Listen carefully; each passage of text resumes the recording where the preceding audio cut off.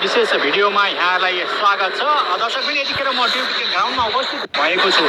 यहाँको चाहिँ ताजा कामको अवस्था के कस्तो छ भन्नेको बुझ्नको लागि चाहिँ यहाँ आएको छु र यहाँ आज पनि खासै त्यस्तो ठुलो तात्विक फरक केही छैन, काम केही भएको अवस्था छैन। यो जुन 5औं नम्बरको फ्लड लाइट जुन हो, त्यो फ्लड लाइटमा चाहिँ हेड फ्रेम हाल्ने काम चाहिँ अघि बढिरहेको अवस्था रहेको छ भने अन्य ठाउँमा चाहिँ काम भएको अवस्था छैन। फ्लड लाइटको पोल उठाउने जुन कुरा थियो त्यो अहिलेसम्म कुनै पनि तदारुकता यताउति केही पनि छैन। पोल उठाउने, कहिले उठाउने, के गर्ने भन्ने कुरो एकदमै अन्यल भइरहेको अवस्था रहेको छ। यहाँले देख्न सक्नुहुनेछ यो जुन 6औं नम्बरको फ्लड लाइटको पोलमा चाहिँ यो तरिकाले जुन वायरिङहरू सम्पूर्ण रूपमा कम्प्लिट गरेर चाहिँ राखिएको अवस्था छ। हेर्नुहोस् त, यो जुन 70वटा वायर चाहिन्छ जुन बल्ब जडान गर्नको लागि हेड फ्रेममा, त्यो 70वटै जुन वायर चाहिँ यहाँ ल्याएर जुन निकालिएको छ फेद हेड, यो जुन हाई मासको चाहिँ फेदबाट चाहिँ यहाँ माथि ल्याएर यसरी निकालिएको अवस्था छ र हेड फ्रेम पनि पूर्ण रूपमा जडान भइसकेको अवस्था छ भने सँगसँगै यो जुन फाउन्डेसन रहेको छ, जुन फ्लड लाइटको चाहिँ पोल उठाउने यो फाउन्डेसन रहेको छ, यो फाउन्डेसनको चारैतर्फ राख्नको लागि यो जुन panel box, DB panel box भनिन्छ, मेन प्यानल र ड्राइभर प्यानलको लागि त्यो चारवटै प्यानल पनि ल्याएर राखिसकेको अवस्था छ।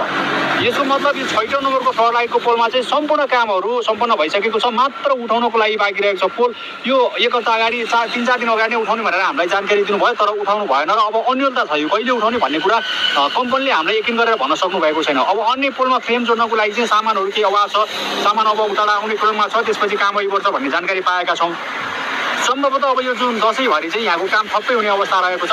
कामदारहरू पनि अब आफ्नो घर जानुहुनेछ, आफ्नो चाडबाड जुन विशेष चाडबाड दसैँ मनाउनको लागि, तिहार मनाउनको लागि चाहिँ जानुहुने अवस्था रहेको छ। त्यसले गर्दाखेरि यहाँ फ्रन्ट लाइनमा केही हदसम्म काम होला, तर पनि त्यस्तो विशेष उल्लेखनीय काम हुने अवस्था अहिलेको अवस्थामा देखिँदैन। त्यो कुरा चाहिँ म यहाँलाई जानकारी गराउन चाहेँ। यो जुन 5औं नम्बरको फ्लड लाइट जुन छ, यहाँ चाहिँ फ्रेमिङको काम, हेड फ्रेमिङको काम चाहिँ अहिले यतिखेर चलिरहेको छ भने सँगै दृश्य मैले यहाँलाई यो 60,000 स्क्वायर फिटको प्याराफिटको देखाइरहेको छु। यो सम्पूर्ण प्याराफिटमा चाहिँ रेलिङदेखि लिएर प्याराफिटमा कुर्सी जडानदेखि सम्पूर्ण कामहरू सम्पन्न भइसकेको अवस्था र यो जुन 4औं नम्बरको फ्लड लाइटको पोल पनि यहाँ जडान भएर चाहिँ यसमा अब मात्र के अरे चाहिँ हेड फ्रेमहरू जडान गर्नको लागि बाँकी रहेको अवस्था यहाँले देख्न सक्नुहुनेछ।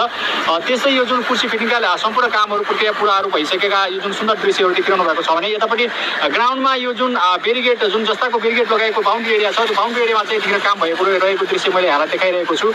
यो ग्राउन्डलाई सफा गर्ने काम भइरहेको छ। अब एनपिएल सिजन 2 को खेल नजिकै गर्दाखेरि यहाँ अब यो सरसफाइदेखि लिएर ग्राउन्डलाई चाहिँ तयारी अवस्थामा राख्नको लागि चाहिँ काम भइरहेको दृश्य यहाँलाई मैले देखाइरहेको छु भने यो सेक्युरिटी क्याबिन 60,000 स्क्वायर फिटको प्रवेश गर्ने क्याबिन हो। यो अस्थायी क्याबिन हो, यसलाई पनि हटाइने जानकारी हामीले पाइसकेका छौँ। यसलाई हटाइने छ भने यतापट्टि 23,000 स्क्वायर फिटको प्याराफिटको भाग मैले यहाँलाई ताजा दृश्यमा देखाइरहेको छु, सधैँ नै देखाइरहेको छु र आज पनि हल्का दुखाएँ।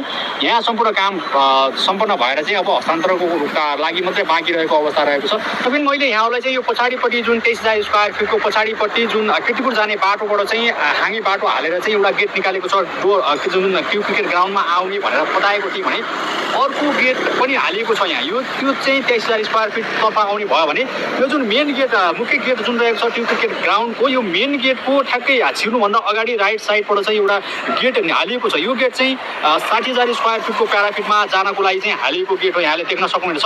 यतापट्टि पक्की वाल रहेको छ, पहिलाको चाहिँ पक्की वालको बेरिगेट रहेको छ भने यतापट्टि चाहिँ जुन जस्ताको बेरिगेट, अस्थायी रूपमा जस्ताको बेरिगेट हालिएको भाग रहेको छ र यतापट्टि बाटो रहेको छ र बिचमा चाहिँ यो ट्युब क्रिकेट ग्राउन्डको चाहिँ 60,000 स्क्वायर फिटमा जानको लागि चाहिँ यो प्याराफिटको भागमा जानको लागि चाहिँ यो जुन गेट हालिएको छ मैले यहाँलाई देखाएँ। यो गेट खोलेर देखाएँ भने यतापट्टि भित्रपट्टिको बाटो पनि मैले यहाँलाई देखाएको छु यतिखेरको समयमा ट्युब क्रिकेट मैदानबाट।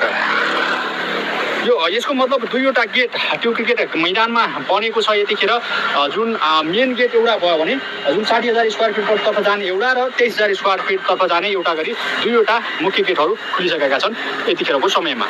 अवश्य पनि यसअघि मैले यहाँहरूले चाहिँ जुन ट्युब क्रिकेट मैदानको लागि अप्सनल गेटको रूपमा चाहिँ पछाडिपट्टि जुन 23,000 स्क्वायर फिटको पछाडिपट्टिबाट चाहिँ एउटा बाटो निकालिएको छ भनेको थिएँ, त्यहाँ गेट हाल्न लागेको छ भनेको थिएँ नि।